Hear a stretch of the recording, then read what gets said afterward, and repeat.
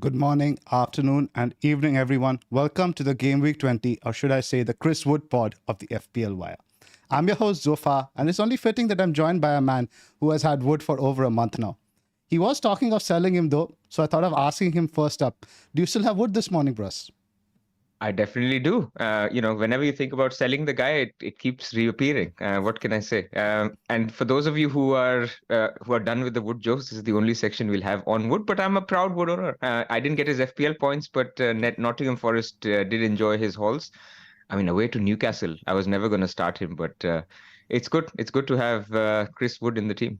Yeah, you're thinking of losing Wood after an explosion, which is usually the case. But what's the thinking there? You'll tell me. I am debating losing him again this week, but there are implications to what happens in the future. But look, I mean, this visual says it all. Chris Wood is the highest goals per 90 attacker in the league. So happy. So the Wood jokes are out of the way now. How's the game week's been for you, Pras?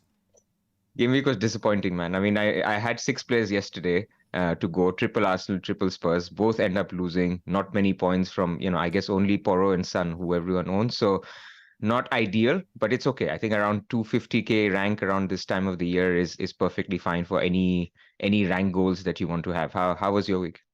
I think it's been similar. I've just been sort of maintaining rank for the last 3 game weeks, 10k up, 10k down, just at about 99k, just inside the top 100k. Now I'll be happy going with that going into January, because now is when we're going to see the divergence in the template with the big guns leaving, even Kudus, Swang, Haaland possibly not being back. We don't know even maybe till game week 22. We just don't have clarity yet. We know he's out definitely for today.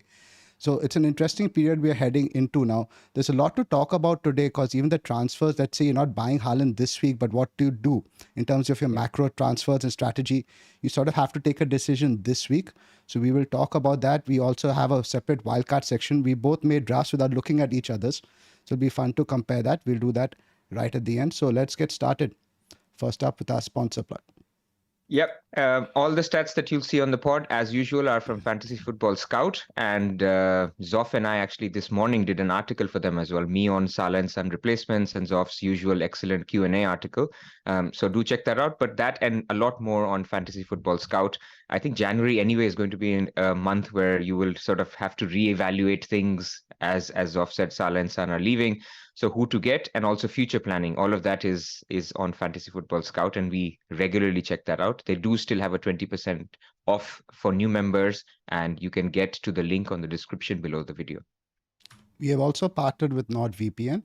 If you're bored of the streaming libraries available in your country, you can expand your selection using NordVPN with a click of a button. There are over 5,000 plus server options, and no content is out of your reach. Privacy is a big deal too for all of us. Nord keeps your data encrypted and your IP address hidden to ensure complete privacy while you're browsing the internet. They've also added a new threat protection feature. You can say goodbye to intrusive website ads and malware. Even if you download an infected file, threat protection kicks in and deletes it before it makes a mess of your computer. If you sign up using our creator code nordvpn.com/FPL Wire, you get a huge discount off your NordVPN plan plus 4 additional months for free. They also offer a 30-day money-back guarantee. Right. Let's kick off, Pras, and let's start first with a helicopter view of the schedule that's coming out, which is quite strange and spread out over the next few weeks. And before we touch on the AFCON guys and their schedule, let's talk about what we have to look forward to in the league, the domestic front. Yeah, so look, after this game week, there's going to be a little bit of a period of settle down because the next game week 21 is spread over 2 weeks. This is the winter break that the Premier League introduced, but it got muddied because of all the fixture congestion last season. But you remember from 2 seasons ago, this happened. So game week 21 will be split between 2 weeks. And this will have implications on press conferences. Basically, for the second half of the week, you won't have them before the deadline. So all of that we'll talk about in the Game Week 21 podcast. But for you to know, there is the FA Cup round 3 between Game Week 20 and 21. There is this spread out Game Week 21. There is also, between this spread out, there is a replay if certain teams draw their FA Cup game. There is then the Carabao Cup as well, which is 2-legged, the semi-final, and then the FA Cup 4th round. All of that happens before the Game Week 22 deadline, which is on the 31st of January. By Game Week 22 deadline, we will have a very good idea. Well, we'll know for sure the teams that are blanking in Game Week 26. We will know with very good clarity odds of teams that will blank in Game Week 29, because that's the FA Cup quarterfinalists. And we should also have a clarity on doubles for Game Week 25 or anything else that happens in the middle. And that could include the doubles for Man City, Brentford. It could include the Liverpool double, because if Liverpool make the final, their Luton game won't happen in 26, so it could happen before. And it could include the Bournemouth Luton game. So there's a lot to be sort of picked in January. And this is why I said I think you need to sort of watch not only just the Premier League games, but the cups and their implications for what happens in the future. Yeah, and there is fixture congestion for certain clubs. I'm just looking at Liverpool, for example. You have the 2 games they have in the Carabao Cup. They have the FA Cup, and the FA Cup game isn't easy. It's Arsenal. So they probably will field a decent team over there. So fixtures will definitely play a part. Some rotation in the front 4 will likely happen, but we might get some sort of clarity on what his preferred front 3 is, I guess, because it's going to be 3 from 4 now with Salah gone. Something we should take note of there. Let's touch upon the AFCON stuff, when we expect these guys back and how we need to plan for that. So really good stuff. This this happened yesterday also. I didn't have the names who did it, but as you're looking at the chart, this is basically the return probability of these players coming back in certain game weeks. Obviously, that depends on when their team is knocked out of the tournament. So in terms of, we've talked about Salah, Son, and Kudus here, but obviously this applies to other players from these same countries and other permutations for others. But for Salah and Son, let's focus on those. Pretty much they're gone from Game Week 21 and 22 for sure. Then we're talking about 35% possibility or 31% possibility in Son's case for them to be back by Game Week 23, because we expect their teams to progress beyond the round 16 stage. If they go out on the quarterfinal stage, which is actually fairly predicted, then they will be back for Game Week 24. Game Week 24 is basically a 72% likelihood for Salah and a 74% likelihood for Son, because Son, in his case, he could even be out of the semi-final and still make it for Game Week 24. That's just how the Asia Cup fixtures are. So what we're saying is Game Week 24, when Salah is home to Burnley and Son is home to Brighton, basically the fixtures that they've just had, they could be back for Game Week 24. So as you're looking at an exit plan, don't forget that it could be as early as, or in fact, I would say 3/4 of a chance that they're actually back for Game Week 24. And then Game Week 25, pretty much they will all be back. The small likelihood of them not being back is their team has won. Remember it happened to Mane 4 years ago, where his team won, Senegal won, and he wasn't back because they were out celebrating, going back to their home country and victory parades and all of that. So small chance of Game Week 25, but pretty much very, very little. So this puts us in an interesting position. One that I can't remember in FPL for a few years. Now we pretty much have 3 transfers booked in for most of us who have Salah, Son, and also to get Haaland back in. So we don't know for sure Haaland would be back for 21, but do you expect 22, which is all the way, I think, on January 30th? He should be back by then. And the thing is, you could possibly say that Game Week 21, I'll ignore Haaland, he's away to Newcastle. We can talk about Newcastle, who are their easy fixture or difficult fixture now. So that we can discuss in detail. But you do have to make plans now. Every transfer you make this week has an opportunity cost. So what do you think, Pras? Do we really attack this week with the fixtures like somebody like Man City at home to Sheffield United? A big topic in the community is maybe buying somebody like Alvarez and captaining him for this week, buying a Foden. What are your thoughts on that? Yeah, so before I do that, I'm going to shout out DBABSUR. It's a Twitter handle. He's the guy who did the probabilities, and F_analytic. So I didn't want to miss that. Yes, definitely. So to answer the Man City question, I think this is going to be everyone's dilemma this week, where if you attack this Man City Sheffield United fixture, are you losing these 3 transfers that you're talking about, which is the 2 midfield and one for getting Haaland back?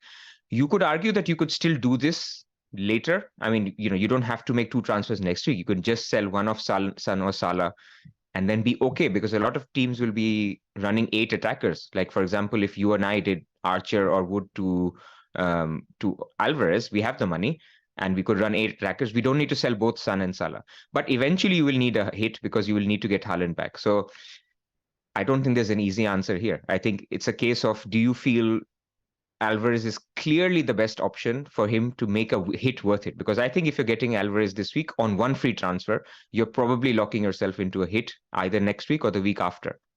It could be worth it, but for me, I'm more leaning towards, if I do it, then that hit needs to be way justified.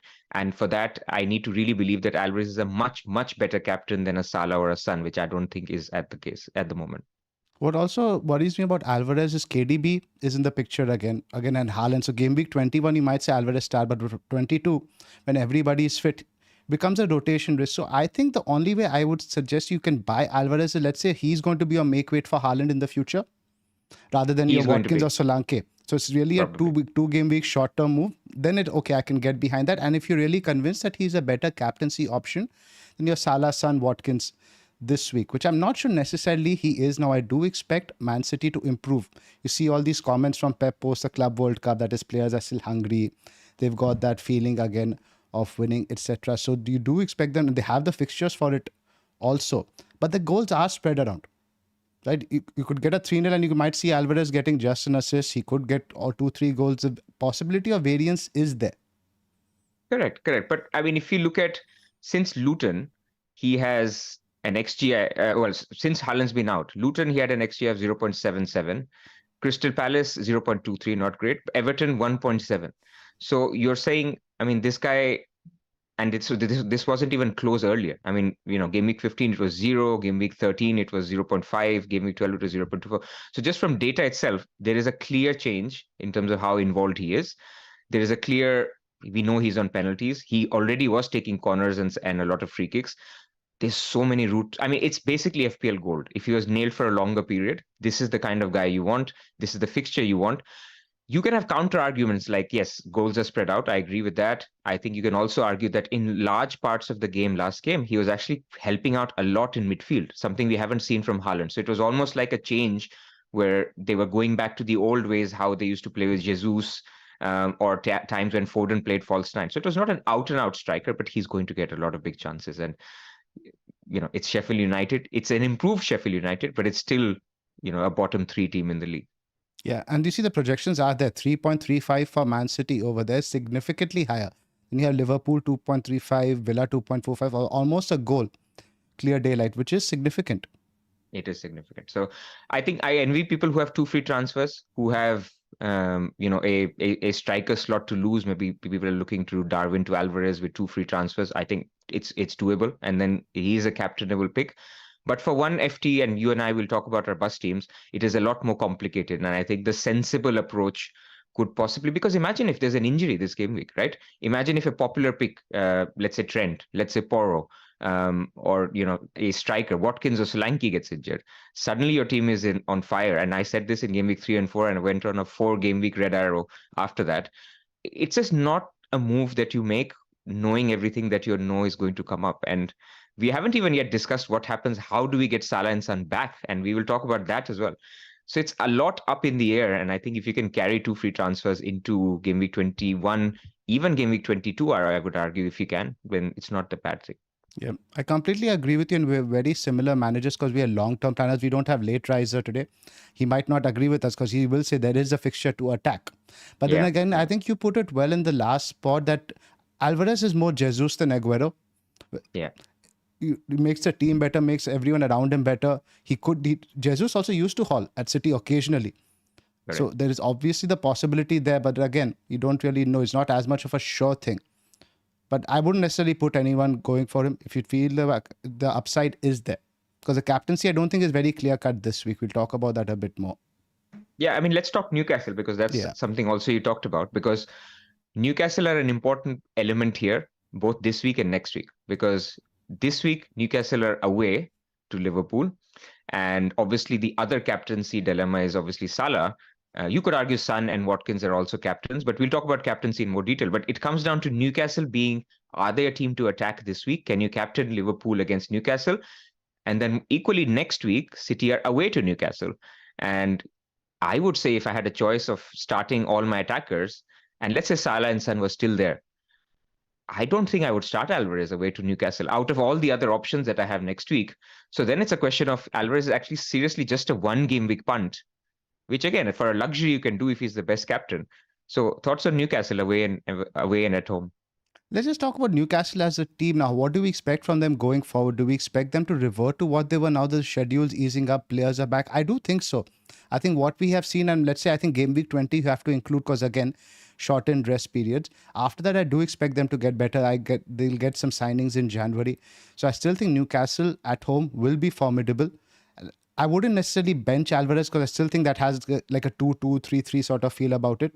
It doesn't have that 1-0 sort of thing with Newcastle will shut them out. I don't think anyone's going to shut City out going forward. But the two options mainly we have to talk about, I think that's Trippier and Gordon. Now, the thing is, I had a question about this in my article today about Gordon. Now, again, if you're selling Gordon with 2 free transfers, one of them goes out, it makes more sense, right? But today, if you're selling Gordon, it's again a transfer that's not booked in for San Salah or Haaland. So, ideally, what I would suggest is if you can bench these guys for the next 3 game weeks, the fixtures are there. And you could possibly even play them home to Man City. There are attacking returns on the cards. Even away to Villa, you could play a Trippier to get at the attacking returns. Then you have Luton, Forest and Bournemouth. Arsenal away, not great, but Wolves at home. There's a good run, and again, it comes down to the opportunity cost of a transfer. Yeah. No, I think if you're in a luxurious position, and I think a lot of people will be, as I said, I think the Alvarez thing benching was only because I feel people are moving to 4 solid defenders and 8 solid attackers. If you're in that position, but I think for Newcastle assets, if they can be benched instead for the next 3 game weeks, I mean, this is the plan for a lot of people. Dubravka, similar boat. Trippier is a little bit difficult because you have so many funds in him. But again, rest of us are sitting with 7 million in the bank. And so it doesn't really matter if you bench a Charlie Taylor or Trippier if you have the money in the bank. So I agree with you. I think they're not playable these 3 weeks, but I am bullish long term. And I think after game week 22, I would in fact argue that they're a buy because they will not blank in game week 26, even though it's a tougher fixture against Arsenal. But I do think from a football perspective, that team will come back. I mean, they haven't lost what they did over the last 18 months. Only caveat to that is there are some rumors, Eddie Howe, if he has next 3 games are bad. What do you think? Will he lose his job? Man. Or he's built up too much credit. What he's done with the football club since he's come in, I don't think so. No. Yeah, they'll give him time. After the Forest game, I thought I saw a lot of fans, but obviously fans will. That is short term. That is more of a knee jerk thing, right? But there's so much he's put in, and with full respect to the Newcastle squad and the Newcastle fans, he has overachieved a little bit. You look at that squad, it's not necessarily a Champions League every week squad. It's good coaching and making players play above their potential that has gotten them there. I hear you. I agree with you. So yeah, I think Newcastle. But again, coming back to away from home, they have been dire. This Nottingham Forest performance at home was a blip. I don't think we've seen this, that at home they've been so poor. But away from home, they've been poor anyway. So no surprises. So if you're not captaining Alvarez or if you don't have Alvarez, are you confident on Salah or you still have some question marks on him? There are 2 things there with Salah. Number one, Liverpool at Anfield. And now that they have the 2-point gap, I think they smell blood a little bit. So, and generally from what I remember in the past, Liverpool, Newcastle, especially at Anfield, always has goals in it. This is talking from the Gerrard days.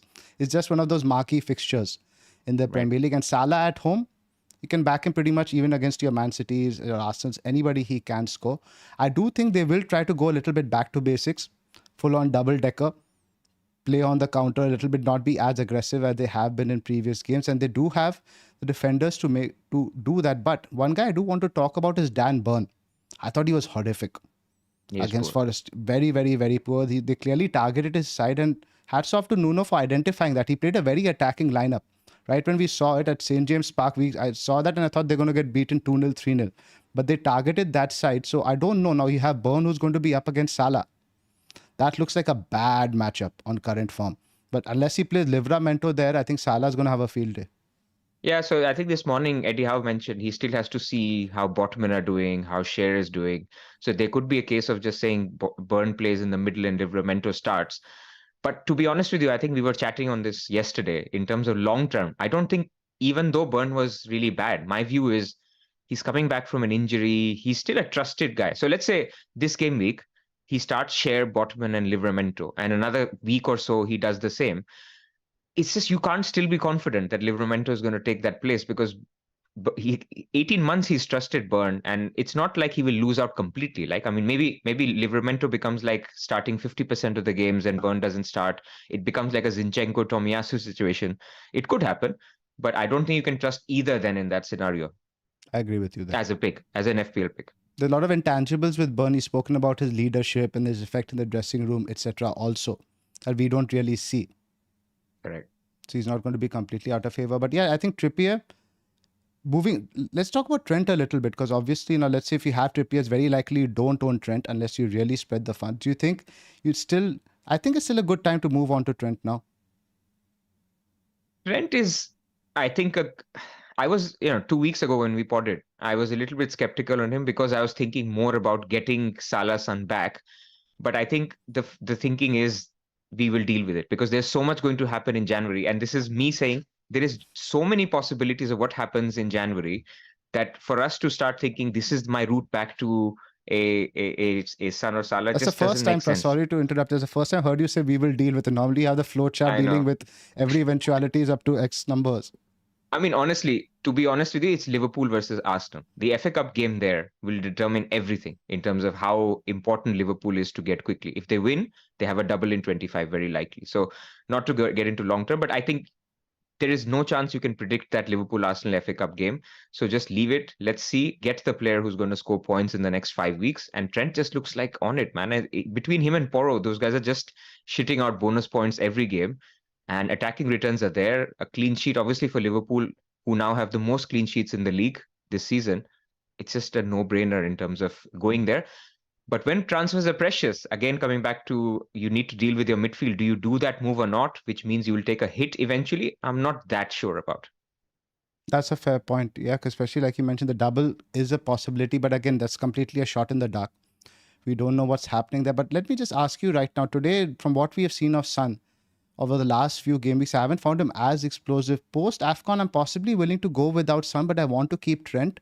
And from what I have seen, having Trent, Salah, Haaland is doable, but you can't have obviously them Son in there. And Son is proper expensive now. When we buy him back, I expect 9.7, 9.8 at best. It's going to be a fair chunk of juggling around, and that's what's sort of worrying with people moving to 8 attackers who have already spread the Trent money. Because then what happens is even getting one of Salah's son back alongside Haaland becomes a bit difficult. It will. And you'll see a lot more wildcards being played around 25, 26 when panic comes. Look, I think I'm with you in terms of you might have to say goodbye to Son for a while because not only will he blank very likely in 26, he'll probably blank in 29 if Spurs make the FA Cup quarterfinal. So there will be routes where you'll say, look, I think I'll go without for a couple of weeks. But the counter to that is Maddison should come back soon. He should play up top when Maddison comes back because I think Brendan Johnson and Kulusevski should take the flanks. So Richarlison will share some minutes, but it's going to be back to Son up top, being fed by Maddison, and that's going to be very hard to resist. So again, a problem we can deal with later, but I think for now, you can plan to get a Trent. I don't think we should have Trent and Trippier because then it's suicidal to even get Salah back or Son back. So I think having one of them makes sense. And in that sense, Trippier to Trent makes more sense than something else. If you already have Trippier and you're looking to do Livramento to Trent, which is an odd thing to say. But I think at the moment, it is a case for if you have both of those big hitters or if you have an Edison and you've wasted all of that money in your backline, you will struggle to get those guys back later. Yep. There are a few super chats, guys. We'll try to answer those right at the end. We don't want to derail the discussion now. There's a lot of agenda we want to get through rather than talk about bench A, B, or C. So we will cover the super chats right at the end, please. So let's talk, Pras, now about the 8 attackers thing now, because why I wanted to have this ticker up now. You look at who's right there at the bottom over the next 8 game weeks is Bournemouth. And the main guy who's making us consider this 3-4-3 is Solanke. And Kunku is also potentially a factor now. I thought he was quite good. And he's going to get consistent game time at centre forward now once Jackson goes to the AFCON. What are your thoughts over there now? Let's say, because let's say you do an Archer to an Alvarez this week, you've sort of committed to that structure. Correct. Then. Look, I think at the moment, even though this looks at the bottom of the ticker, it's probably because of that Man City game that, I'm not worried about Tottenham being rated as a difficult fixture for your attackers, which isn't really.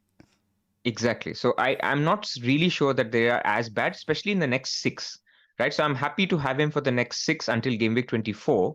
And then I evaluate what I need because after Gameweek 24, as we've mentioned, the picture is going to completely change again. So I have no idea if he'll want to hold Solanke, if he has a double in 25, which makes that, that red fixture actually a nice fixture and you want to hold him for that.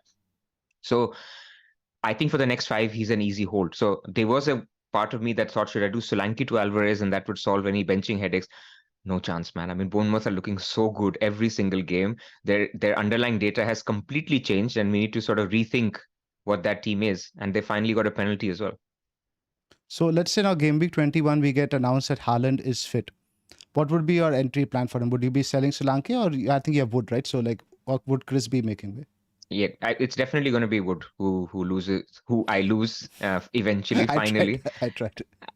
The jokes have to come back. So, look, I think for me, it's about Salah, Son, and Wood No, but to Haaland. if you do that, then you've also got Trent already, right? If I'm not Yes, mistaken.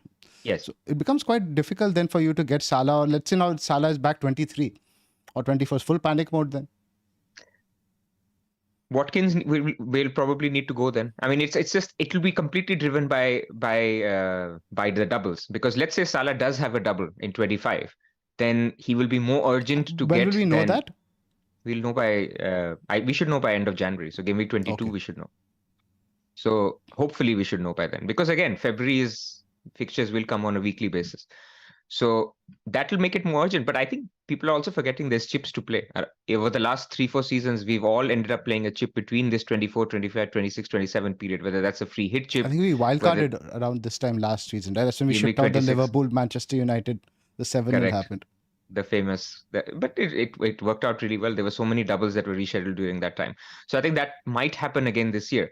So yes, I want to think about it, but I think I want to first sort out what do I do with San Salah and Chris Wood, and it'll become Haaland, and let's say a long-term pick like a Bowen and another punt for like maybe 3-4 weeks that is like a placeholder. Could be a Jota, could be a Foden, could be even a Bruno Fernandes. I don't know. So I haven't given that thought yet, but that's at least for my thinking. That's where I am at the moment, and then we deal with it. Yes, there'll be lots of benching dilemmas. There might be opportunities for bench boost for some people, but I think that's just the game at the moment. Yeah, my initial thinking is I'll probably sell Solanke either in 21 or 22, because I think Archer at the stopgap can cover Gordon for me. He has like what I think Palace and West Ham, and then also Villa at home. We saw Old Club and Luton, some decent fixtures. As a possible stopgap, Archer could cover that, and that will still make it quite easy. I could just do 2 midfield transfers to get Salah in, because otherwise you'd going to have to take money from 2-3 other places. And like you said, a wildcard may be in play, which might not be a bad move, especially if we have a blank double situation, etc. in 25, 26. But it keeps my options open. That being said, if he now hauls against Tottenham, my mind could change. I mean, he just feels to me like a very long-term hold. And He look at does. his fixtures. And the numbers, man. In the numbers, you look at it, this is for the last 6 matches.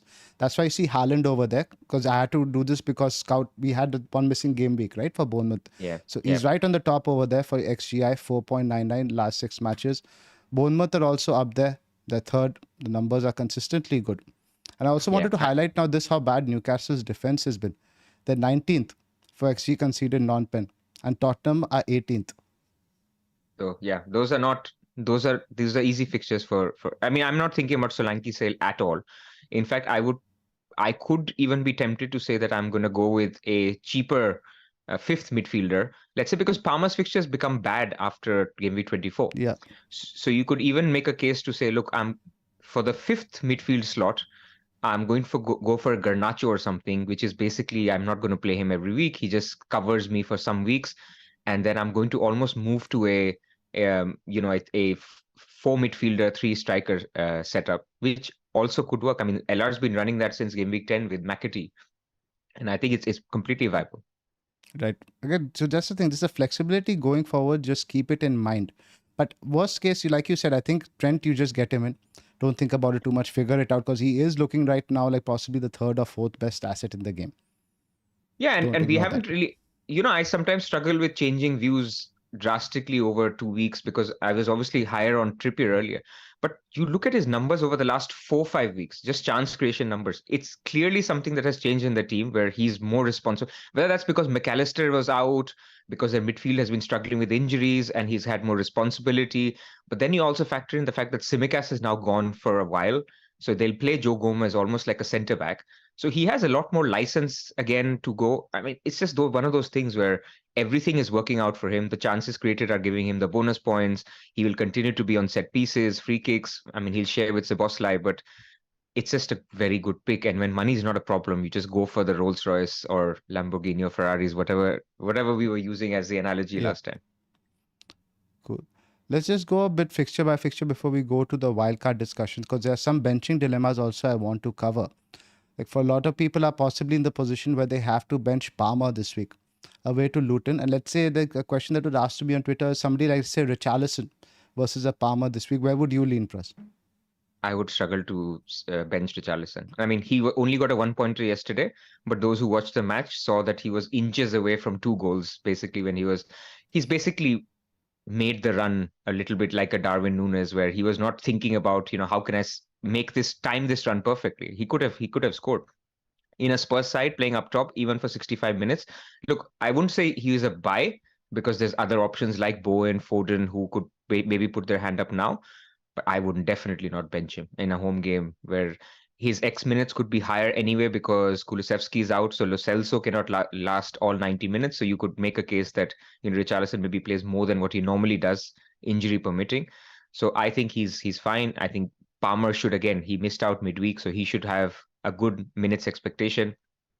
I struggle to bench both of these guys. I don't think we'll do very well at Luton, though. It's the kind of team that we'll struggle against. They're very strong at set pieces, and we have been monumentally weak at them. This season, we will probably end up conceding there. I'm hoping for a draw. Luton looking good now. Luton generally, they're on a bit of an up, and we've had our better performances at the Bridge. Away at home, we've lacked a bit of cutting edge. I mean, talk to me about Chelsea in general. I mean, football-wise, how has Nkunku changed things? What do you expect from him, both football and FPL-wise? It's very difficult, man, because every time I see Nicholas Jackson touch the ball, it's just so painful.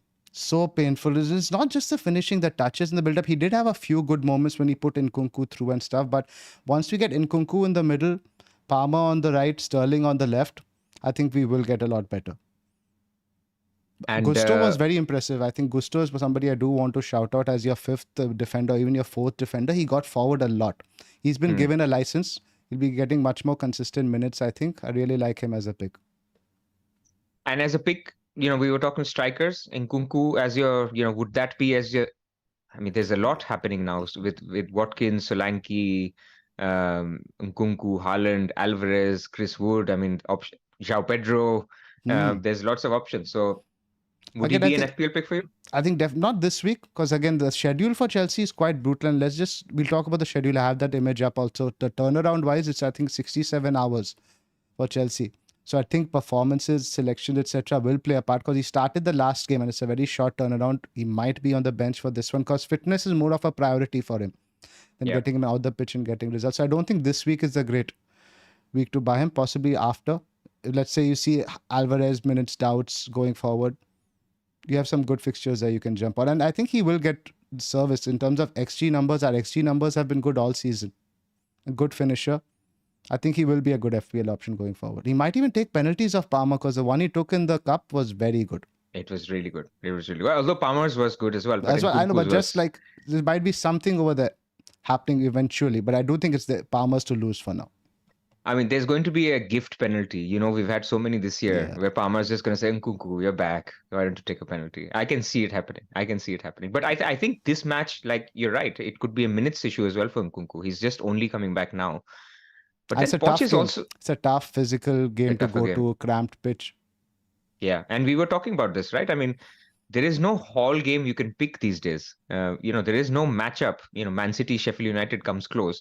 But it's difficult because Sheffield United are better. You saw that they almost got a result against Villa, and they did draw, but they almost won against Villa and they away kept from them home. Down to XG. It's not like West Ham yesterday where they let Arsenal rack up 2.7. They kept Villa at home to under 1, which Man City struggled to do. Correct. So, you have Sheffield United improved. Luton have been good at home throughout the season. So, that they're not any, away from home, you can still say Luton is a hall fixture if you can get your right attacker. But then apart from that, Burnley is a lot improved. I mean, against Liverpool, it was okay. It was not like they were Second half, they didn't battered. have much or many chances. First 10-15 minutes, you're like, okay, this could be a tennis score. But second half, they didn't really have much. Exactly. And then, then you have Bournemouth, who we've talked about, who already improved. Nottingham Forest are improved under, Nuno. So I think it's getting a little bit harder. But again, these are cyclical things. You will see again a form dip, a manager close to getting sacked in 4-5 weeks. And then you'll again pick the team that you think is the one to target. And no, it's not Chelsea or Man United. Yeah, we both got results. This gave me a bit of a rarity. Good week for both of us, actually, both our teams. Yep. There's not much else to talk about from Chelsea over there. Again, let's move on to Villa Burnley. Again, one of fixtures really we should look to target this week. I think you'll still see Bailey start again in midfield. Back in the I back. think, Go ahead. yeah, no, I think you could see both of them start again because that's how they set up against Sheffield United. I don't know if they will do the same, but I think Bailey looks higher in the pecking order than Diaby for sure. Yeah, might be, I think Zaniolo might get a shout after his goal. Because I thought Bailey and Diaby, I don't think it worked. The chemistry, because the way they play, I don't think they really complement each other very well. Fair. I mean, they will need to work that out because both of them are lovely players, footballers, and that right side should in theory work a lot better if those two are on the pitch. But I guess they're both similar in some sense in which they want to get forward rather than hold width. So I guess that's the case, but not a lot of people are going for. I mean, Bailey could be a shout because Villa's fixtures are good long term, but with the minutes risk, do you really want to sort of create a new problem? I'm not sure. Yeah, he's the sort of player either of us won't really buy because the history is there of injury issues. You never know when he could really go off. Again, the minutes thing, but the fixtures are there. Like you said, it's Burnley, Everton, Newcastle at home, Sheffield United at home, Fulham, Forest, Luton for the next 7-8 fixtures. It's a good run. Their defense now is interesting. Obviously, Pau Torres, I think, will come back now that he's in training, but is at left back, where Moreno has really caught the eye. Very attacking. Just limited minutes. I think he's just hanging around the goal. His XG numbers in the last 4, 5, 6 game weeks are right at the top amongst defenders, despite starting only 2 or 3 games. I'm not sure how long the injury is to Dean. Have you had any clarity on that? How long he's out for?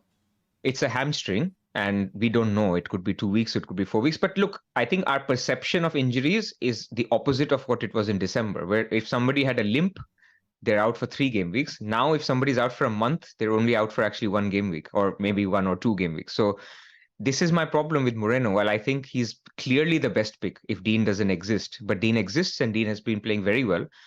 The thing with Villa is why I took a hit for Konza 2 weeks ago is obviously that Sheffield United fixture, which I didn't get the clean sheet for. To cover the Arsenal games, right?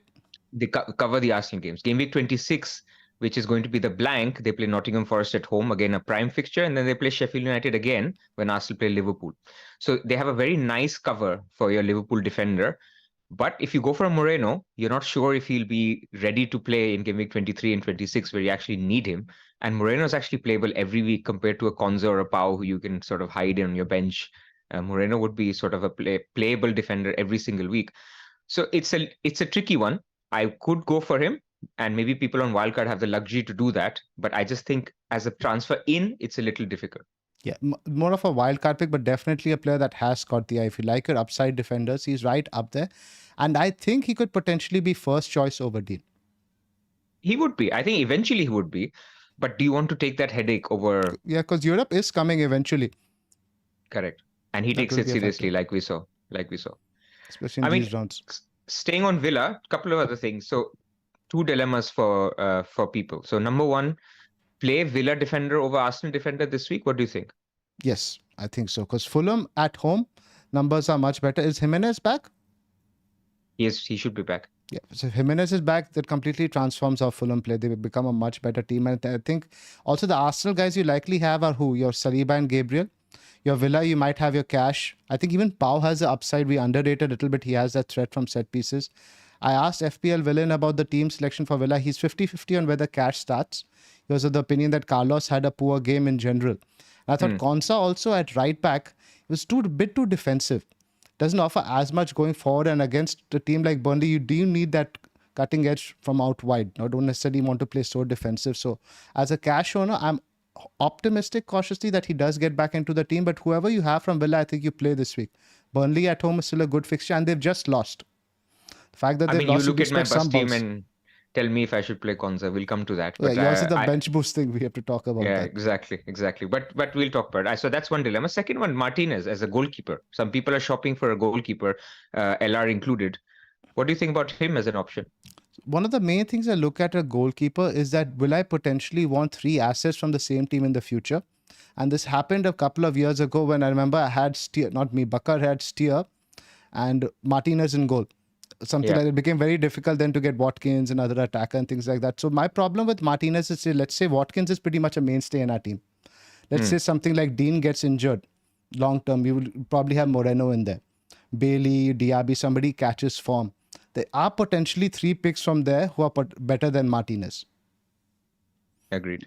And it's the price thing, right? I mean, he's 5.2 million. It's getting to a stage where you then just say, I'll get a Raya or an Edison. Not that they're better keepers, but again, it's just, I think for Edison, it's just a case of there is no 3 Man City picks I would have. So just for that case, if there's a double, I think people might go there. But there's no standout keeper, and nobody is delivering when you expect them to deliver. I mean, people bench Areola, he scores points. People sell Pickford, he scores points. So goalkeeping is becoming very, very frustrating at the moment. And I think the only saving grace is that we've not spent a lot of money in that position. And so if you do that and still not make points, that's not going to be a great place. Yeah, it's quite frustrating. We'll talk about that in the wildcard section. I still like Neto, the pairing with Areola, minimal spend, and again, both are high ceiling keepers we've seen in terms of saves and bonus, because that's what I really like more so. That you want the guys, at least the clean sheets are rare, so when they do get the clean sheet, it's more like a +7 or +8 rather than just a +4. Correct. Again, with Martinez, that's another thing. You have a lot of other good players in his team who could take the bonus as well. You're scoring 4, 5, etc. You have the other guys who will mop it up, like McGinn, Douglas Luiz. These guys are bonus monsters. Yeah. Agreed.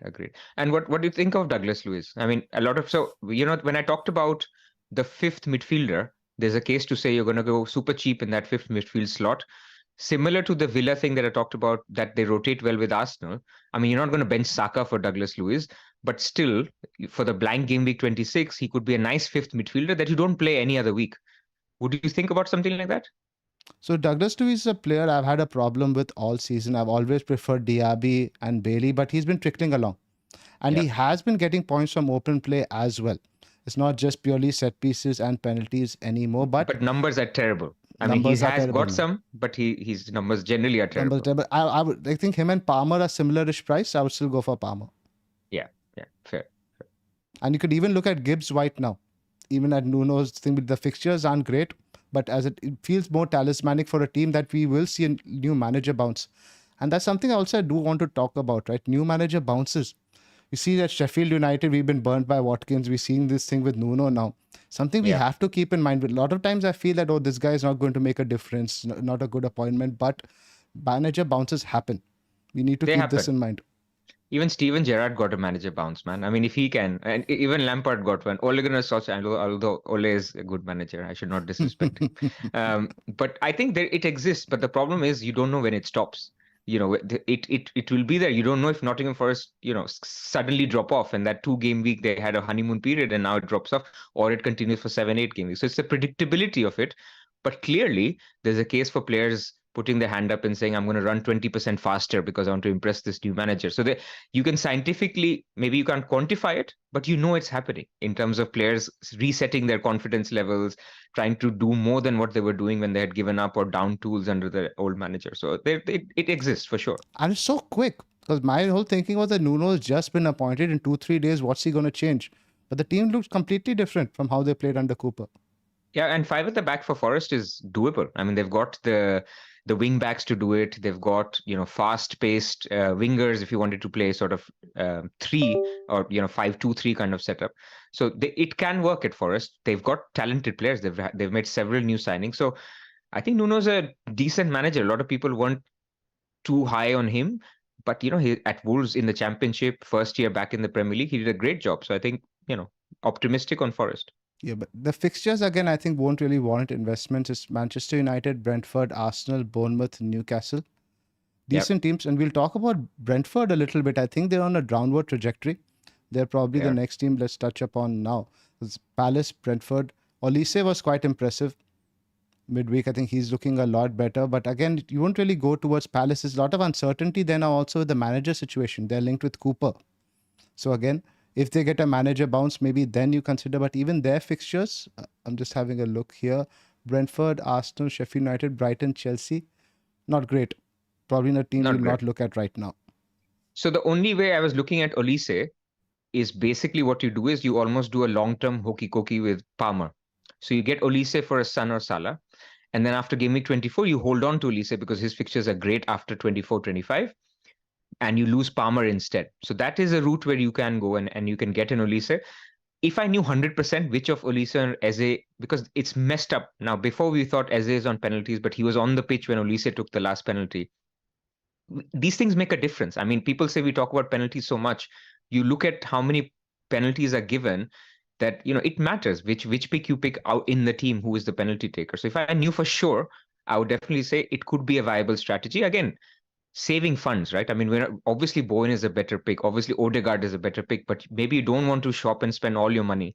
And so in that case, I think Olise is a decent pick. Right.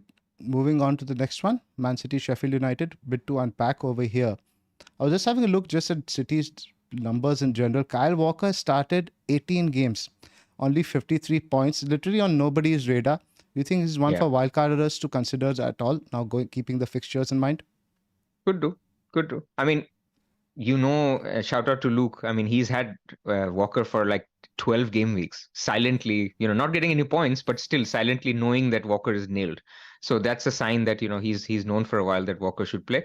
People are not happy with Walker. I mean, when they lost the previous game, not this one, the last one, people were basically saying that it's, we're just playing Walker every game. It's not working. We need to change it up. But then now Stones is also out. So again, it goes back to who provides the width, he's the only guy who can play on the right. I mean, obviously others can play. Pep can do anything. Rico Lewis could play, but Walker looks fairly good to play. Question is he a good enough pick or not in our teams when Trent exists, Arsenal defense exists, Porro exists? So when will you actually play Walker?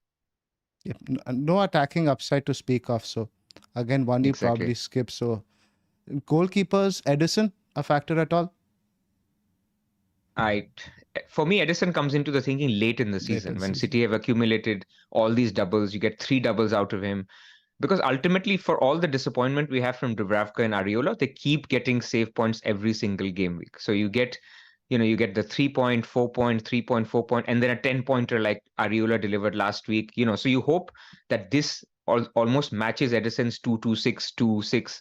And so eventually it's not worth it, the money that you pay. So if you told me guaranteed City have a double in game week 24, I can say, okay, get Edison, get the double, because there's no other defender. But when you're going blind, not knowing when the City's next double is, they have good fixtures, okay fixtures, and you're committing $1.5 million in your goalkeeper spot, it just doesn't feel that right. Yep. Not really in defense, but in midfield now, Phil Foden's caught the eye. Consistent starts. And I think unlike Alvarez, I think him I could recommend a bit more because I feel more confident of minutes going forward. What are your thoughts there? Yeah, look, I think from a football perspective, playing centrally behind Alvarez worked so well. I mean, Foden owners were unlucky he didn't get more that hit. He hit the post. He was close a couple of times. He was the machine, sort of creating everything, almost like a De Bruyne or what Alvarez would do if he was playing in that position. Now, what will happen is once Haaland is back, the timing of Doku also coming back. So by game week 22, it's going to muddy things a lot because Doku can play on the right. Grealish is playing all right on the left. You could have Bernardo Silva playing through the middle. So it just becomes difficult. But Foden, I agree with you, is a longer term an option because Alvarez pretty much can only play behind Haaland. And when KDB comes back, he's the one who's hit most. Foden could play left, right, or through the middle. But both good options. If you can get from Foden Sheffield United at home, which looks like you will get, and you can get Burnley at home, which is game week 22, I think is good enough. So after that, you can reevaluate if he's continuing to play or not. So I think Foden. I would say Gordon to Foden is a good move, keeping in mind, let's say, a bit more than a Richarlison this week. Absolutely. Let's say you're somebody who doesn't have Son and Salah. A lot of people don't have Son. On that topic, the Saka to Son debate, just a reminder that Saka has, to LR's smirkness, blanked in last 4 weeks? Yes. 5 weeks. 4 to 5 weeks. Nothing, no returns. But again, I don't think anybody is getting rid now with the schedule that's coming. They won't. But coming back, so a lot of people don't have Son because there is the Son to Saka move. And in that case, you have one extra transfer on other people. So then you could look at a Foden in for a Gordon, for example. Correct. Anything else to unpack in this one? Move to the next one. Wolves Everton, also there's not much. There's really much in defense. You're looking at your Everton players, maybe Pickford a consideration in goal? No. I mean, yes, they're doing well. They're finally playing the Burnley football that we know of the past, where Sean Dyche knows how to eke out results, keep clean sheets. We don't know. I mean, they're still unpredictable in some sense. They still play attacking football. So you don't know who to pick there. And the fixtures aren't, if they had 3 out of the next 4 playing promoted teams, you would say, okay, you can go there. I don't see. I don't see why you would go there instead of an Ariola who's got good fixtures as well. So like you mentioned, the numbers for Everton, they're top 8 for both attack and defense. They're just not an easy fixture today. I think they deserve the result also against Spurs. Spurs got away with murder there against Yeah, Everton. yeah, absolutely, absolutely. I mean, they're playing beautifully and almost like they're everyone's second team this season, apart from Liverpool fans, because of their points deduction. They're starting from behind, but still playing really good football. And yeah, I think it's really really good to see from Everton. Lot of Hechan owners out there who've got a lot of points for the last few weeks. I think he's currently a doubt for the weekend, but what would be your exit plan over there? And how do you think that would affect Wolves going forward? Because he's been a huge goal threat for them, right? And Yeah, creativity wise as well. he has, yeah, and Neto will obviously not be back as well.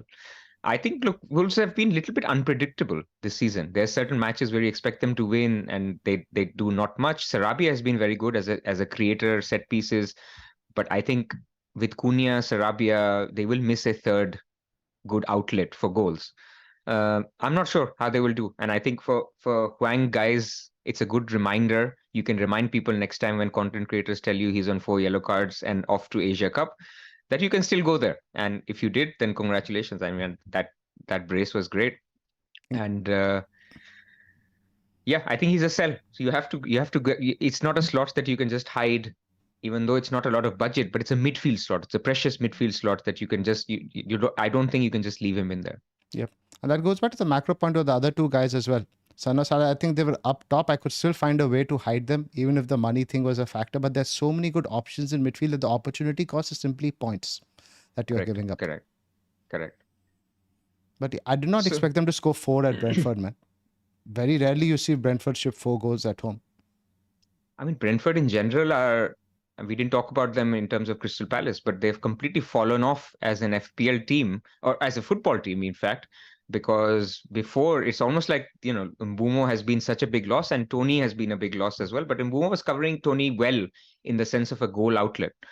But now it just looks dire. You have Mope up top, Visa, they're okay, but suddenly there's no impetus. Therefore, they're also more susceptible at the back where they're not holding the ball as well. So they've just gone from having, we were thinking about Pinnock and Mbumos, even holding them through the blanks to actually nobody, even Flecken. Like you would argue that there's a double game week coming up for Flecken. He's not even in the conversation. No, and wouldn't surprise me to lose his place also going forward because ultimately he's not been a great shot stopper. The numbers, I was just having a look, they're middling. The numbers haven't gone that bad. The XGC is still around 8 over the last 6 matches. XG numbers are not great, but they're definitely getting worse. I think they're going to need to buy in January. They will. And look, Tony is coming back. So that's one other striker dilemma that people will have. But will he come back to Brentford? Is that the question? This is the thing. A lot of people want him. I think Arsenal are top of the list, but other clubs are also looking at him. So yes, that is a question mark on whether he starts for them or not. But you could have maybe like a 2-3 week period while he's getting back to fitness. He plays, or he is fit because he's been playing behind closed doors. So he will play for Brentford until somebody comes in January. But you could he's not an FPL pick because he could move clubs soon. Let's talk a bit about Manchester United. Garnacho is attracting a lot of interest, and I think he's a really good pick if you're now, let's say if you're making 2 moves this week. Now, if you put him as your 5th mid and you upgrade, let's say, your Archer to a stronger forward, I think that makes a lot more sense to me because it's a more sustainable long-term structure. Yeah, I agree with you. I think Garnacho is a great pick, and I think Man United's fixtures over the short term are pretty decent. So you could look to play Garnacho in these games, and I think one low-key strategy could be that if you wanted to hold Son, let's say you were so keen that you think I can go to an 8-tracker structure, you just get Garnacho for Salah, get Haaland for Archer, like you mentioned, and then you just hold on to Son because you've got 4 good defenders. If you choose to do that, because all these guys are playable through this period. So Garnacho played on the right this game, which he hasn't in the past. In fact, his dad tweeted that he's never played on the right and he scored a brace. Look, this guy is as nailed as they come because if Rashford plays, Garnacho will play on the right. If Anthony plays, he'll play on the left. He is great, but again, it's Man United. One game we have a game like this where you come back from 2-0 down. The other game you lose 1-0 to Nottingham Forest. It's very possible. It's just that's the kind of team we are this season where you just don't know going into the game how confident you'll be in a win. Numbers are there though. Lots of shots. They were there last season as well. We just don't convert them. I mean, in terms of the delta between goals and XG has been the highest for a while, and it just, we thought we'll solve it with Højlund. Højlund does a lot of good work, but it's just not there. I mean, if you put a elite striker up top, put an Nkunku, put a Osimhen, or put a Haaland, we would score a lot more goals, maybe twice as many goals, but we just don't have it. That's fair. In defense, things are going to get a bit interesting now. I think Onana has been a bit underrated because he's actually prevented a lot of XG recently. What the thing is with him, he has these high-profile mistakes that sort of malign him. But now that I think he's off to the AFCON, I don't even know who your backup keeper is. Some guy, some Turkish guy. Yeah, don't ask me his name, but yeah, I mean he's like 4 million, but again, he's saving a lot of XG conceded because we do concede a lot of shots as well. I mean, there are a lot of big chances that we concede. I mean, it's the opposite problem to Brentford, where Brentford their data looks okay because they're actually not, their whole setup is let's not concede big chances. With Man United, we give away big chances for days. So I think defense will be a worry, but if you think Menu coming back and playing with Casemiro, I think that setup will be good. And we're not losing a lot of players through AFCON in general. So I think team is getting better, but not really an investment at the moment. That would be fair. Yeah, I think Garnacho is an enabler. Nobody else. We might get another few price rises for Højlund now that he's scored. And the name is Altay Bayındır. For those who want it. Yeah, he's a Turkish keeper. It sounds like a Lord of the Rings character. The next one, Fulham Arsenal. I remember the Gabriel header from this fixture last season, right? Yeah, I think it was on everybody's benches that week except the bench boosters. Again, Fulham, very difficult team because you saw them smash 14, 16 goals and then completely slump after. And against Bournemouth, I thought they offered very little. First half, they had all the possession, but literally just, I think, 0.3 XG the whole game. They tried to control it, but absolutely no cutting edge. Again, Jimenez could change things, but Arsenal, what sort of read do we get from them? I think they will win this something maybe like 1-0, 2-1, something like that. 2-1. I mean, market odds suggest it's a 2-1 game. I think the clean sheet odds are better than I expected. I mean, 39% that's what I'm clean surprised sheet as well. 39, that's almost like just marginally lower than Villa, home to Burnley. Exactly. This is where the dilemma is for people who are looking at who to start between the two. They're better than Liverpool. I mean, it's Newcastle, but still. So I think Arsenal have been very good away from home this year defensively, which is a little bit strange. And this was the case last season as well in terms of number of clean sheets. Maybe they set up slightly differently. Havertz should be back this game as well because he was suspended in the last game. So look, I think Arsenal will want a result. They'll be, this West Ham game was a complete shock. Suddenly Arsenal fans have gone from we are winning the league to this is a disaster. So I think they'll want to bounce back. But Fulham is not an easy clean sheet. So I'm a little bit skeptical, but Arsenal should come back and win. Fair enough. Saka, again, we've already spoken about that. No real other attacking us. So it's Odegaard is somebody I have on my radar, of course, for once Salah's son leave. But right now, I don't feel comfortable going double Arsenal attack. Me neither. I mean, they're not showing a lot, even though on the eye, we've said this in the last 3-4 games, an Odegaard brace is coming because he does enter the box at the right time. Every time he has that shot, he's basically has a free shot. If he can get it through the line of defense, it's a goal. So it feels like Odegaard, I mean, to me, at least on the eye, is looking a better pick than Saka, obviously penalties aside. So you could go there, but double Arsenal attack is not inspiring at all. You're right. I mean, they're from an attacking perspective, they have fallen off a cliff this season. Even Odegaard's numbers, they are improved in the last 4 game weeks. But if you look at the whole season in general, it's really, really bad. So people like Bowen, Foden could be better picks for slightly cheaper. Yeah, Bowen has completely outscored Saka over the last 4 to 6 game weeks. I mean, there's lots of people who don't have Saka. They have sort of played a blinder here. Not that Saka was bad. I mean, if you remember, he hit the post yesterday. He also had that header that Jesus laid on a plate to him, which he didn't know much about, but it was on target, and any left or right of the keeper, that would have been a goal. So I think for me, Saka is an easy hold. Also because of the fact that you have other problems and you can't really deal with 4 midfielders at the same time. But I think you just hold him because fixtures are still there. Correct. Give us a like and subscribe, plug Pras, before we move on to Tottenham I Bournemouth. was actually going to do that as soon as we start the wildcard section. But yes, please. I mean, people, we have 880 people watching. If you can please like the stream, if you like what you're listening to. We're 1,000 away from 30,000 subs. It's going to be difficult to get there by year end. But if you 29K. can, Help us yeah, get there. if you can, that would be really, really brilliant. It would be a nice New Year's present if we can have a little bit of an uptick there. And yeah, I mean, if you do become a member, I'll talk about that, the Discord as well in the wildcard section, because we're going to separate that. Cool. Tottenham Bournemouth. Spurs are suffering. They looked very leaky yesterday against Brighton. They could have conceded 7 or 8. It's pretty bad. I mean, no Bissouma, no Maddison, no central defenders. They're playing Davis and Emerson at the back. Big chances are just coming. I think they conceded 12th minute, but they had already conceded 2 big chances before that. So when they conceded in 12th minute, I was like, good, I'm glad this is over. Exactly. As Get a it out poor early. owner, Get the pain early. exactly. Because from now on, I don't worry when Brighton have the ball and they're crossing into the box. So you have no confidence in a Spurs clean sheet, but that's fine because you don't own Poro for the clean sheets. It's the 2 bonus. What a Again, legend! inches away from a big haul. He had the I know. chance right at the end. And He could have also scored. they have Kulusevski out for the next game. He's suspended. So Spurs, I think, and I think there's comments from Postecoglou about them looking tired. And I'll just go to the turnaround image real quick. We think we do need to mention that Spurs turnaround is not great. They have only they have 122 hours, which is 3 days? No, not even, sorry, it's less. The 122 is the first one, 64.5 hours. And compared to Bournemouth, which is huge. I mean, there's 2 days more for Bournemouth. Correct. So Bournemouth have 117 hours of recovery. Spurs have just 64.5, one of the shortest along with Chelsea and Arsenal. That makes a difference. Correct, it's almost 2 days, especially when we've seen that Bournemouth have the good numbers to back it up.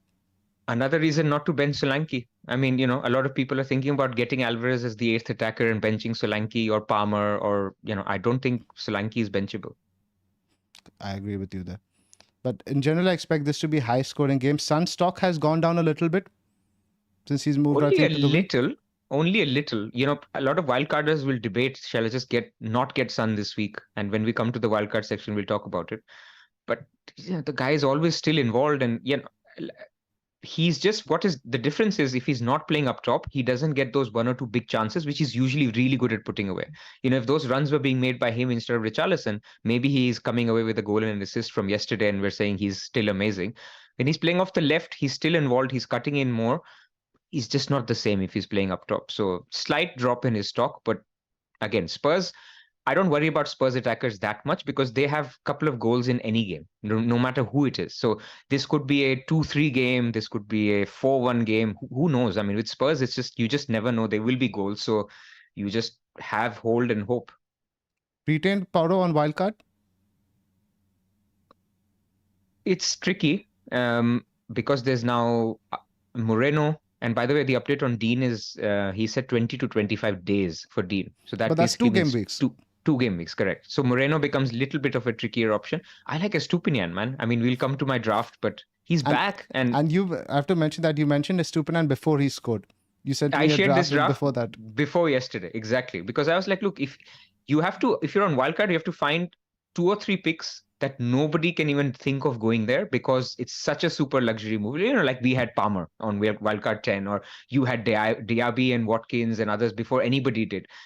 That's the kind of stuff you want on wildcard, where you want to predict what the next bandwagon is. And I think Estupinian could very well be. So I like him as a pick just for attacking potential. I know they've kept no clean sheets this year. And the fixtures are incredible for Brighton in the short term. Incredible. At a time when there's going to be other issues to deal with across in other positions. Nobody's going to have a transfer to get Estupinian, so he's definitely one just for the wildcarders. Absolutely. And he's very, very playable for pretty much all of these games over the next 7 or 8.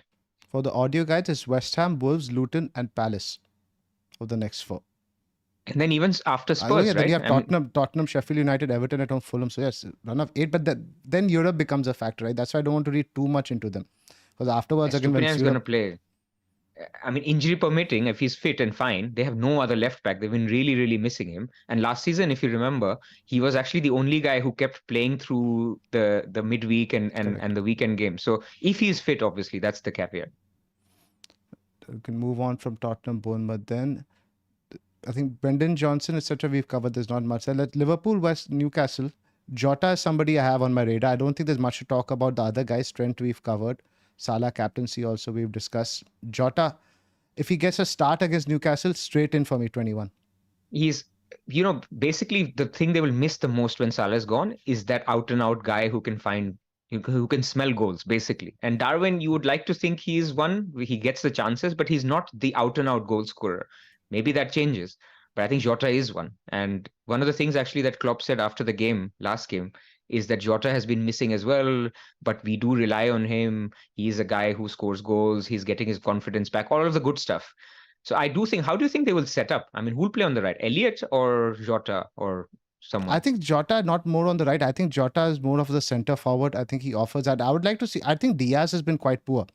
Personally, if you ask me, the first choice front three should be Nunes on the left, Jota there, and then who else is the other guy missing? Elliot or Gakpo? Yeah, so Gakpo, I would like to actually play him more in the number 10 role. I think they've been missing that. Elliot has been playing very well. He's caught my eye. But I think Jota has to get into the team. And the advantage is he can play any of those 4 positions. Correct. So you watch him this week, then you have basically a couple of weeks to assess because Jota, they'll have the cup game. So I think there's a couple of weeks where we can watch Jota. I do like him as well. He will be the ideal like for like replacement who you just have and you keep him while Salah is out. As soon as Salah is back, you change him back to Salah. I think that's why really he draws me to just keep things simple. Correct. Keeps decisions easy, sort of like an Alvarez stopgap thing. And you have the option value of him becoming an option if they get a double, and then you keep him instead of, and you get rid of somebody else. Now, just the last fixture of West Ham and Brighton. Over here, I want to ask you the macro question, Pras. Now, we have a lot of players who are key players who are leaving now. So your son, Kudus, etc. And naturally, they're going to make, once they leave, they're going to make the team worse. For example, you look at the Arsenal game, how much service could Bowen have gotten without Kudus being there? So how do we balance this out? Now, you can say that, Kudus, etc. is not being there. Bowen has to score a larger share of goals. Similar for Richarlison. So what impact do you think these departees will have on their respective teams and the respective assets as well? Look, I think it will come down to how good their deputies are. So if you look at, for example, a good comp is, let's say Maddison wasn't injured, he went to AFCON or whatever. So he was away. And what happened for Spurs? Yes, people like Richarlison stepped up and scored more goals. So you had some opportunities, but it affected the team overall. So similar, I think West Ham people will step up. So their share of goals for them would go up, but that could also impact the number of goals they score. So net, I think we don't need to correct for it. I think West Ham will still do what they do. Bowen will still be a good pick. Whether he will start scoring more or less, I don't think we need to sort of go too much into it. Now, what will be a loss is if Paqueta is out of this game and Kudus is gone, because Kudus, I think it's unclear. While Salah, Son, and others are going after Gameweek 20, I think there's some suggestion that Kudus will miss this as well. So yes, when you add up these things, then maybe it's not as great. But then it's Brighton. West Ham are going to score a goal or two. Brighton concede pretty much every game. And if they score a goal or two, pretty much Bowen is involved. Yeah. That's just making me in general a bit worried about your straight out Bowen and Richarlison replacements. You go, that easy, like for like, goal score. The teams are definitely worse without the departees. Yeah. That's clear in my head. Fair. Cool. So we've gone about an hour normal discussion. Let's jump into our wildcard drafts now. Do that for about 10-15 minutes before we wrap up and do our bust tips. So as we're talking about, as you're loading up the wildcard drafts, I think this is a good time to remind people that we do have a Discord. And so if you join and become a Patreon or a YouTube member, you can become a Patreon on patreon.com/the FPL Wire. You would get access to the Discord and all the good stuff that we have alongside it. It would help us out, and that would be a way for you to support the pod.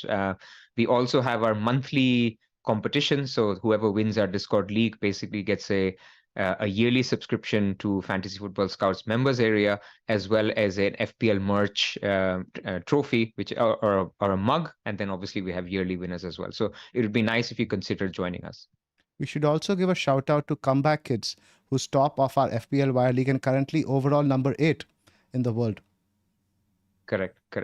And before we start the wildcard chat, I have to also talk about the fact that LR is obviously having his festivities for his brother's wedding. Apparently, all his brothers, Swapnil's friends, are viewers of the FPL Wire. And all his boys, especially Golani and Gandhi, are on Wildcard. So this section is a shout out for you guys, and we'll talk about your Wildcard dilemmas. Right. Let's get into it. So I'll just read out my team, Pras. For some reason, you disappeared from the video. I'll get you back right after. Can you hear me? I can hear you, yeah? Cool. So no problem. I'll get you back in the video in just a second. I'll just read the draft out over here I've got up on screen.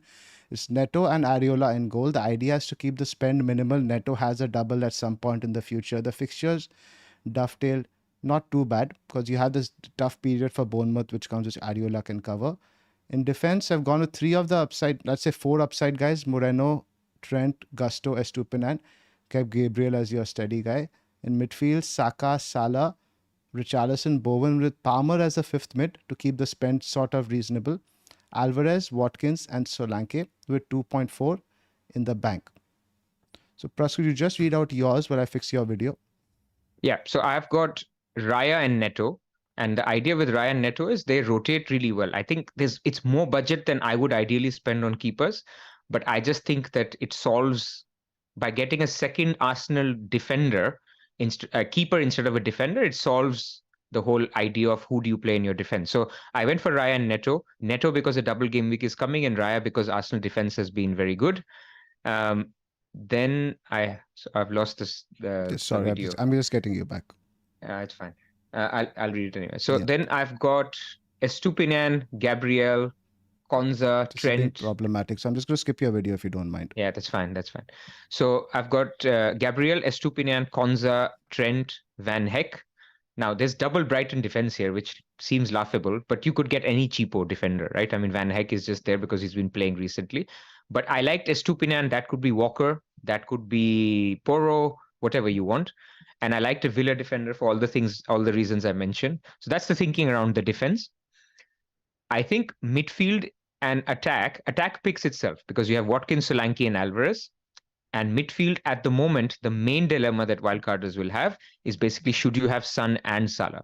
So the idea here is you have Saka, Salah, Palmer, Foden, and Son, and Foden could become Bowen, Foden could be Richarlison, could be basically any pick that you like in that slot. Foden just makes sense this week because he plays Sheffield United. And then Watkins, Solanke, Alvarez, I think that will be the staple on pretty much every wildcard. The idea here is you could play this way and say, I'm not going to go against Salah and Son this week, and I'm going to basically commit to a hit in the next 2 weeks. Because as we had mentioned, you need 3 transfers to take out Salah, Son, and Alvarez to a Haaland and 2 midfielders. You could go for an alternative approach where you say, look, I don't want Son this week because I'm not captaining him. I'm going to go against it because I'm going to save a hit later. And so instead of Son, I'll just start with Bowen, who's playing home to Brighton. So that could be an alternative approach, but you don't spend that money. You keep that money because you will need to get Haaland back either next week or the week after. So that's basically where we are. So you've kept the main 2 guys over here, your Salah, Son, and booking in transfers. I dropped one of them, kept Richarlison in for Son, so that way they have some flexibility. Also, the thing, I've kept a lot of money in the bank over here, 2.4. So that way, let's say when you move your Salah, Alvarez, etc. around, you have a lot of flexibility, right? You can go Salah to a Jota, Alvarez straight to a Haaland, etc.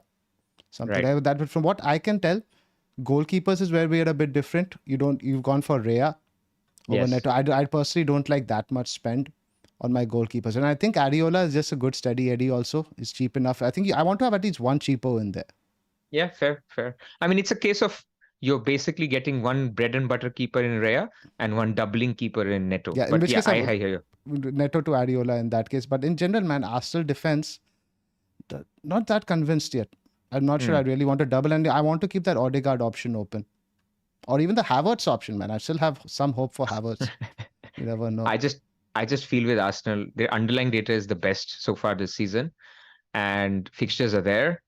And I just think it's a spot where you don't need to be making too many transfers. Although you can say that, look, Trent is there, one Arsenal defender plus Porro or Stupinian is fine. So it's absolutely okay as well. Correct. So in defense also, we are quite aligned. We've gone with the Arsenal guys, Trent, Estupinan, one Villa defender. You've gone Konsa, I've gone Moreno. And I think the cheapie, bro, you got to go for Gusto over Van Heck. Yes, I agree with you. I missed that. I forgot about Gusto. So yes, absolutely. So we've got Saka, Palmer, and Salah over there. So I think if you had to just pick one between the 2 big hitters in midfield, who would you keep? I would keep the guy I'm captaining this week. So probably Salah. Same boat over there. Foden and Bowen is a little bit debatable. I think Foden, obviously, because the entry upside is much better, you could use Bowen as when you get rid of Salah. But again, this week's fixture against Brighton, I do like for Bowen. He got a brace early in the season. The perfect opponents for West Ham style, right? But in your draft, you could just have Foden instead of Richarlison, right? Yeah, you could have Foden instead of Richarlison as well. Do that. I just like the fact that Sheffield United home, Burnley at home. I think I'd agree with you. I would probably stick Foden in there. Even during our discussion, that's what really I realized, that Foden is a better one to attack. Reminds me of my Nketiah pick on my wildcard, because I also had Sheffield United home and Burnley home. It's just you just go for those two games. I agree with you there. Makes sense. And the front three, though, we are completely identical. Everyone will be. I think there's no other pick that stands out that you have to get up here. The only question for people who are doing this is, who do you sell to get Haaland later? And the options could be Solanke. If KDB return is delayed, you could be looking at a Foden, Alvarez, Haaland triple up, which is fine, which is nice. And this is the reason why I didn't want to go for a Walker for that Estupinian slot, because you want to leave the option to keep an Alvarez and a Foden if things are, let's say Haaland is back for Burnley at home and KDB is not back. Foden, Alvarez, Haaland for Burnley at home looks beautiful. It does. What are your thoughts on KDB there? Are you possibly looking at him as a Salah or Son replacement? Nah, he's been out too long. Too early. I want to see. Yeah, he's been maybe out too 22, long. not 21, but I would want both these guys out in 21 as well, I think. So yeah, agreed. I guess a question for both of us: who do you bench this week if you were wildcarding on this team? Palmer. Easy for me. Luton is a tough fixture for us. Okay, could do that. Even if you slot Foden in here, I think easily it would be Palmer for me. It just depends, man. I know it's difficult. Again, you can get a penalty every game, but it's just not an easy fixture. And Chelsea away, we've been significantly worse. Yeah. I mean, Ram in the chat makes a good point about João Pedro. He could be a third striker option, but who do you lose? Like this week, there's no way you don't get Alvarez if you're wildcarding. Do you really want to commit losing to a Watkins or a Solanke this week? That's what it is. It's tricky. But João Pedro seems a lot better. Maybe he's like fool's gold, where every time he looks good, but he never gets the minutes because Lallana is still there. Welbeck is still there. So, but yeah, the guy knows how to take a pen. Definitely. Let's just wrap up with our bus tips. And we should also cover the super chats as well. Yes. Actually, let's do the super chats before we do our bus teams. We had quite a few. Let me just scroll up really quick and start right at the top over here. So first up, we have bench one out of Saka, Palmer, and Solanke. Palmer for me. Yeah, I think that's going to be a popular one. I was more on Solanke earlier, but after watching Spurs last night, I would also say Palmer. That was from K in the chat. Thank you for that, K. From AM, we have, boys, Gusto, Trent, or VVD, by this Van Dijk.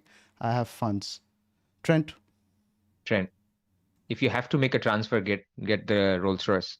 Absolutely. And I would actually get Gusto over VVD. VVD just doesn't seem worth the spend to me. Yeah, I mean, if you have the option of Trent, then obviously he's better than VVD. Yeah. Bench one of Saka, Richarlison, and Palmer. Again, Palmer for me. Palmer. One more. Even though you can argue Richarlison is also a benchable option, but because Kulusevski and all that stuff also, right, makes a difference. But again, the big chances are all going to him, man. They are. But on the flip side, 60 minutes he's playing. They do have injuries. Kulu's out, so Lo Celso will play. I would still go Palmer. Right. From Yogesh, 2 free transfers. Tsimikas and Lascelles out for 2 of Porro, Saliba, and TA. I think, talk to me about Saliba versus Porro today a little bit, right? Because it's not an easy one, because obviously there are two contrasting ends of the spectrum in terms of defense, but also in terms of attacking upside. It depends a lot on what kind of FPL manager you are, you think? Yeah, I think so. But even the Gallards like us prefer Porro. If you already if you have no Arsenal defense, I think you should prioritize getting an Arsenal defense, because it's a bit like a City discussion. Yes, they concede goals, but you watch the games and they control pretty much all the games. So a clean sheet can come in any fixture. So I just think Arsenal defense is good hygiene pick for long term. Double Arsenal defense versus Porro, I think that's a question mark. And I think in that case, a lot of us prefer Porro, especially for a fixture like this, which is at Spurs. But there will be weeks where a second Arsenal defender could be better than Porro. But I think at the moment that attacking threat is too high. So Trent, an Arsenal defender, and Porro seem to be like the go-to guys. I'd agree with that. From FPL developer, Wildcard, Saka and save free transfer Salah game week 20. So basically saying I think get Saka out and do Saka for Salah in game week 21. Oh, so get Saka out and then get him back Yeah, for Salah. exactly. Don't keep Salah on wildcard and just book in the transfer in 21 as a Salah replacement. But this is the last week to wildcard. You can't wildcard next week. No. His point is on wildcard, he would he would leave out Saka, keep Salah in that spot and bring Saka in next week. So he's assuming that Saka is not going to get shit against Fulham.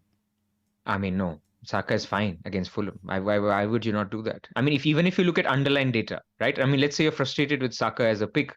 He's better than or equal to the Bowens and Fodens and others. So who are you going for to get that upside just for a week and you're wasting a transfer? Get somebody else next week instead. I don't think I feels like overthinking. The guy's still on penalties. He's still decent. He's not become bad overnight. Right. Now, just say the last super chat, guys. No more because we'll be wrapping up soon. Best 5 midfielders from game week 21 till 29. And this is a good question. What do you think? 21 to 29 is a huge horizon, though. Let's do it for a shorter term. Let's just say 21 to, let's say, 25. So without Son and Salah. Yeah, let's do that. So without Son and Salah. So I would say Palmer is still in there for me. Saka is still in there for me. After that, it's open season now. I think Bowen has to be there, man. Bowen has to be there. I would say Richarlison, Foden.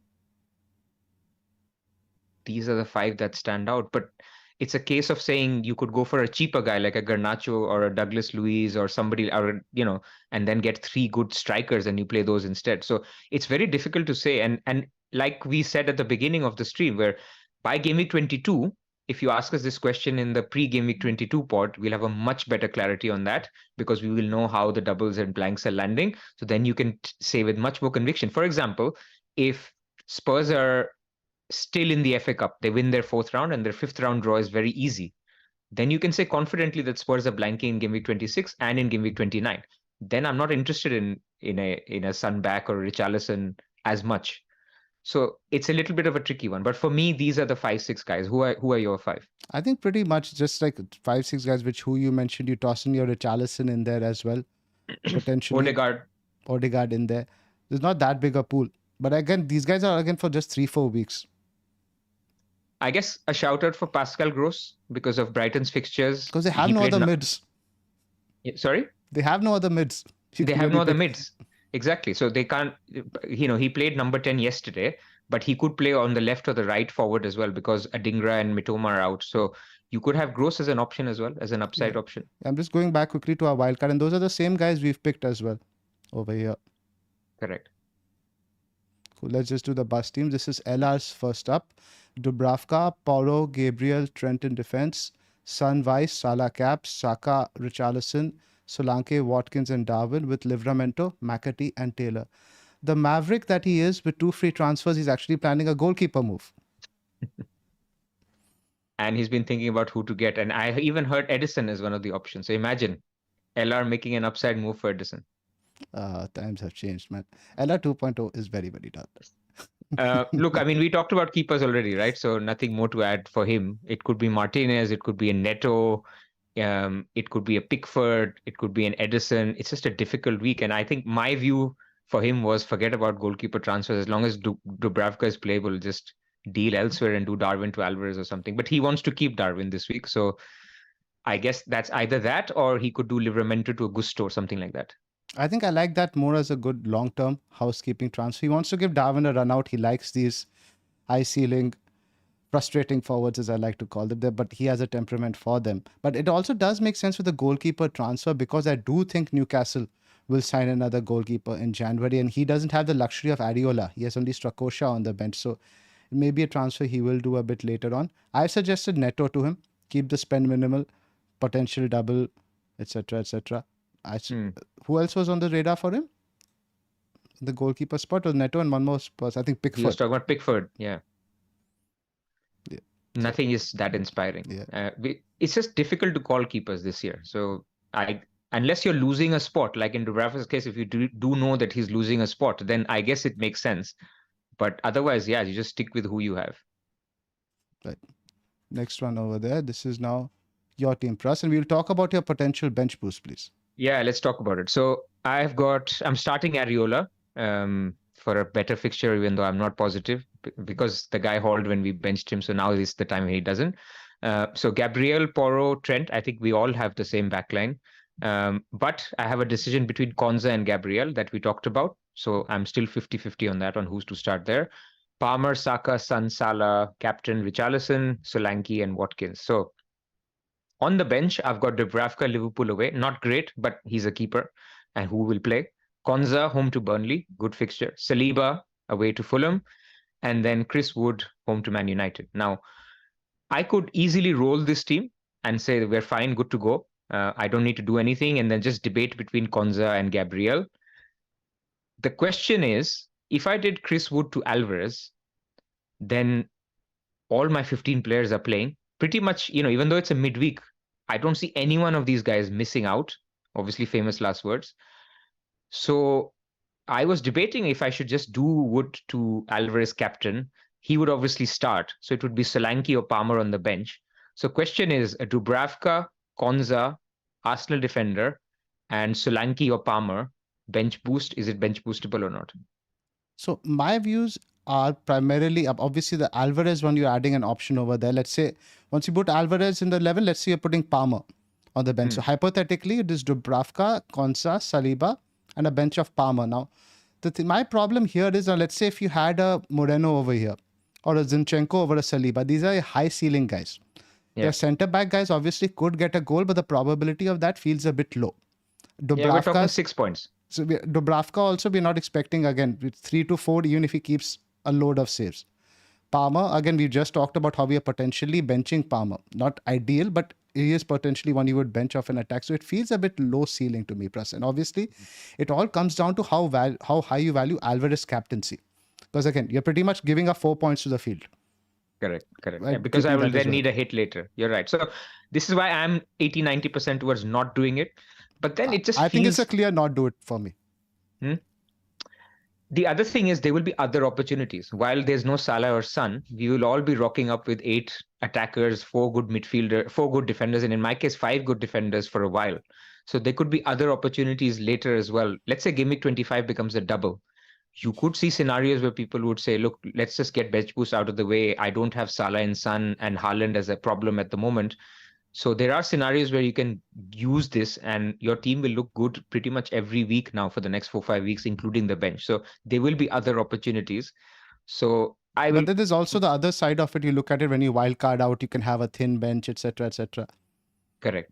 But the idea of a thin bench this season is not like 3 seasons ago when pricing was so hard. This time it's so soft that you can have a Gusto or Chelsea defender. You could have a Newcastle keeper for 4 million. I mean, he may not be nailed later, but I'm just saying there's so many cheap options. You have Newcastle defenders at 4.4, 4.5 million later in the season. Backup goalkeeper at 4.1, etc. Correct. So for people who are in a similar dilemma, I would think about the fact that you could have other single game week opportunities as well to bench boost. So this is not the only one. And then the double game week one is going to be game week 37, which is going to be the popular bench boost window, which is the big double. And so, yeah, I think the most sensible approach is to save the transfer to take Son and Salah out next week for, let's say, a Bowen and someone else who I don't know yet. So that could be the more sensible approach. And then I have to just basically think about whether I start Konza or Gabriel. I think it really comes down a lot to how highly you value Alvarez as a captaincy over the other guys. If he's significantly ahead, then I think that makes up sort of it, whatever the loss you might get from the bench boost, a 4-point trade-off, stuff like that. I don't think he's significantly ahead. I think we're aligned there. He's ahead. In a vacuum, I would captain him. If basically I was playing a game on who I think scores the most points, I think it's Alvarez. But we're talking by 1 or 2 points. We're not talking like, if Salah was playing Spurs and both were playing each other, I guess Spurs is still easy. If he was playing Man City and Son was playing Arsenal, then you would say, actually, I used a bad example because Alvarez would then play them. But you know what I mean. If Alvarez was the only one with a good fixture, then it's a better case, but you can still go for Salah this week. Cool. My team, Ariola in goal, Porro, Trent, Gabriel, Cash in defense, Salah cap, Son, Saka, Palmer midfield, Watkins vice, Solanke up there as well. On the bench, Dubravka, Gordon, Archer, and Kabore. The news on Pau Torres has me a bit more optimistic on Cash starting. The fact that he's not fully fit yet. And I do think he offers a bit more on the right side in this sort of game. Let's be bench Gordon this week. Then I can probably cover Gordon with Archer the next 2 weeks. And then Gordon's fixtures get better again anyway. I mean, you look at predicted lineups. I would suggest Gordon over Cash. I mean, I just don't know, right? I mean, if Pau I is don't know, back, but again, I just want to give that a shot. Because again, Cash is low-owned option. Gordon away to Liverpool. I'm not expecting much anyway. fair. But then maybe it merits a transfer. Like, I mean, I'm just saying Cash, if he doesn't start, you're not going to feel great with giving up your 11th player to the field for other people's Richarlison or Alvarez. But look, it really comes down to if Cash starts or not. But I guess FPL Villain is the guy to chat and with the hive see. mind predictions in general. Have a word with Adam and Tom Freeman also as well. Have a look at Neil's predicted lineups. But I'm feeling good about a Cash start. Personally. So, and again, I want to have the 2 free transfers available just in case I want to get Haaland back in 21. Because just quickly before exiting, I do want to touch upon the captaincy now for 21, which will be a factor. Again, because Liverpool that week now obviously you won't have Salah. The lineups you really don't know who you're going to predict. Captaining a Jota or a Darwin is a bit difficult for me still. Arsenal home to Palace. That's the one. But will you captain Saka? It's not a great feeling again because Haaland away to Newcastle, not a great fixture, but it's Erling Haaland. Today you can captain Haaland against any opposition. Today, if you told me you want to go Arsenal, Saka home to Palace or Haaland away to Newcastle, it'd be Haaland for me every day of the week. Yeah, but he's coming back from injury. He's not even going to be in the squad. It depends on things. I want to keep my options open. Now, if the thing is, I need 3 transfers to get Haaland back in my team. Now, I'm never going to take a -8. I know myself as an FPL manager, just naturally, it's never going to happen. I'll say, I'll put off Haaland, and then I might settle for a substandard captaincy option. I don't want to put myself in the dilemma, so I'm quite keen on having these 2 free transfers. Yeah, I hear you. And we talked about the fact that there could be another injury that we haven't foreseen today. This is the 3rd game in a week. Correct. And injuries happen all the time. So then you are really screwed if there's, you only have 1 free transfer and some other popular pick is also injured or suspended. There's so much uncertainty and we have the period now, which we can wait and see. I want to take use of that, really. Yep. I think it feels fine. I think the most sensible approach if you're on 1 free transfer is to avoid the Alvarez FOMO and just go for Salah. So, but let's track captaincy for this week. Is it Salah clear for you? Or are you thinking Son or Watkins as well? For me, the hierarchy probably would be, again, in a vacuum, Alvarez, Salah and Watkins over Son for me because of Spurs turnaround. They're missing Kulusevski, Son playing out wide, Bournemouth's numbers, etc., etc. And Villa at home can give anyone a pasting. Yeah, I hear you. I would put still Son above Watkins. Maybe I'm being a little bit recency biased with Watkins not being. But the top 2 guys, I'm quite clear on that. I think so. And again, Salah plays 90 minutes anyway, but it's his last game. So he's going to play till the last whistle. So that's interesting. And also this interesting dynamic of Dan Burn not looking great on that side and possibly Livramento. So I think, Salah is a good pick. Right. Let's wrap up, Pras. We've gone for way longer than intended, but I think we packed a lot of information in. So we will timestamp this for make it easier for people. But it's been fun, man. We're almost now halfway point of the season. It's been great having you here with us. It's a good milestone for us. We've kept a lot of content. I think this is the first Christmas where we actually not missed a single pod. So we hope you guys appreciate that. Absolutely. It's been a pleasure. And we're only halfway there. We're lots more to come. January, even though it's a quieter month, we are not going to stop. We will do other videos. We'll do a macro helicopter view video as well on what we are seeing from the FA Cup games and the Carabao Cup games. So things will keep coming. One more plea for, liking and subscribing on the channel. Liking this video really helps us out and really, really much appreciated. All the listeners, a happy new year, because we won't listen or sort of have you on until then, until the new year. Right. Thanks again, Pras, for joining us on your family vacation. A huge shout out to Swapnil as he begins his married life, and a huge shout out to the entire Shet family. Another one bites the dust. Thank you and see you guys next year. See you.